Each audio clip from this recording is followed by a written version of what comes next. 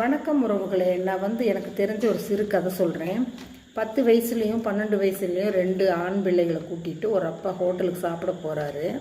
அப்போ சாப்பிட்றதுக்கெல்லாம் ஆர்டர் பண்ணி சாப்பிட ஆரம்பிக்க போகும்போது அப்பா பர்ஸை காணண்டா, வீட்டில் போய் பணம் எடுத்துகிட்டு வாடா, பர்ஸ் இருக்குதான்னு பாரு, இல்லைன்னா பணம் எடுத்துகிட்டு வான்னு சொல்லி பெரிய பையனை 12 வயசு பையனை வீட்டுக்கு அனுப்புகிறாரு. அவன் என்ன சொல்கிறான், நான் போய் எடுத்துகிட்டு வருவேன், ஆனால் நீங்கள் நான் போயிட்டு வர வரைக்கும் சாப்பிடக்கூடாதுன்னு சொல்கிறான். நீ என்ன பண்ணுறது, சரி அதையவே பார்த்துட்டு உட்காந்துருக்க முடியுமான்னு நினச்சிட்டு சரி நாங்கள் சாப்பிடலன்னு சொல்கிறாங்க அப்பாவும் அந்த பையனும். இந்த பையன் சரி போயிட்டான்னு நினச்சிட்டு வருவான்னு பார்த்தா இவன் வரவே இல்லை. ரொம்ப நேரமாயிருச்சு, கடையே சாத்துற அளவுக்கு நேரமாயிருச்சு. அப்போ சின்ன பையன் என்ன சொல்கிறான், அவன் வரும்போது வரட்டும்ப்பா சாப்பிடலான்னு சொல்லி ஆமாண்டான்னு 2 பேரும் சாப்பிட ஆரம்பிக்கிறாங்க. அப்போ டேபிள் கடையிலேருந்து இந்த பையன் எந்திரிக்கிறான், பெரிய பையன். எனக்கு தெரியும் நீங்கள் சாப்பிட்ருவீங்கன்னு, அதனால தான் நான் இங்கேயே இருந்தேன்னு. அவன் அது வரைக்கும் போகவே இல்லை. பாருங்கள், பையனுக்கு எப்படி ஒரு வேக்கான பாருங்கள், இவங்க சாப்பிட்ருவாங்கன்னு சொல்லி அவனை அங்கேயே உட்காந்துட்டு இருந்திருக்கிறான்.